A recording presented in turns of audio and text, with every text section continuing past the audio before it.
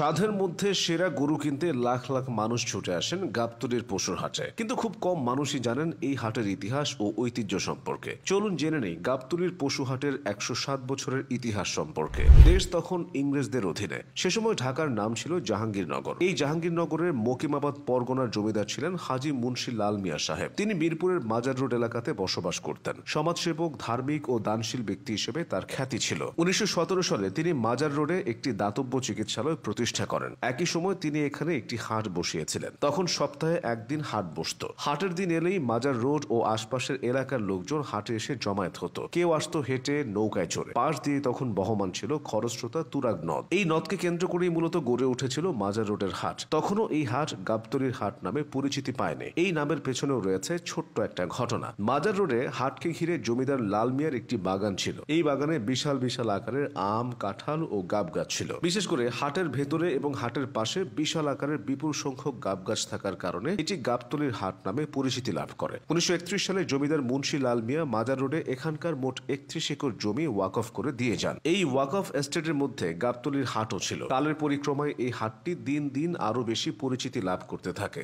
সময়ের সঙ্গে তাল মিলিয়ে কোরবানির ঈদে হাটে পশু উঠতে থাকে, বাড়তে থাকে বিক্রি। সেখান থেকেই পরিচিতি লাভ করে গাবতলীর পশুর হাট। মাজার রোডের গাবতলী বাস স্টপেজ এবং তুরাগ নদকে কেন্দ্র করেই এই হাট। এক পাশ দিয়ে চলে গেছে ঢাকা মানিকগঞ্জ মহাসড়ক। সময়ের ক্রমে গাবতলীর পশুর হাট রূপ নিয়েছে ঢাকার অন্যতম পশুর হাটে। 1982 সালের আগ পর্যন্ত পুরাতন গাবতলীতে অর্থাৎ মাজার রোডে ছিল পশুর হাট। আর 1982 সালে পুরাতন গাবতলী পশুর হাটকে সাভারের ফুলবাড়িতে নিয়ে আসা হয়। এদিকে গাবতলী থেকে পশুর হাট চলে যাওয়ার কারণে এই এলাকার এক শ্রেণীর লোকের আয় রোজগার বন্ধ হয়ে যায়। তখন এই এলাকার প্রবীণ ব্যক্তি জনাব লাল মিয়া ফকিরের নেতৃত্বে স্থানীয় অন্যান্য ব্যক্তিবর্গকে সাথে নিয়ে পুনরায় এখানে গাবতলী পশুর হাট বসিয়েছিলেন। শুরুতে এখানে বিনামূল্যে পশু বেচাকেনা করা গেলেও বর্তমানে ঢাকা উত্তর সিটি কর্পোরেশন টেন্ডারের মাধ্যমে গাবতলী পশুর হাট পরিচালিত হয়ে থাকে। বাৎসরিক ইজারা দিয়ে এই হাট পরিচালনা করেন ইজারাদাররা। 1973 সালে বঙ্গবন্ধুর শাসনামলে মাজার রোডের গাবতলী গরুর হাটটি থেকে সরকার রাজস্ব আদায় করা শুরু করে। গাবতলীর পশুর হাট থেকে প্রতি বছর সরকারের রাজস্ব খাতে কোটি টাকারও বেশি জমা হয়। কোরবানির ঈদ শুরুর 15 দিন আগে থেকেই ভিড় বাড়তে থাকে গাবতলীর হাটে।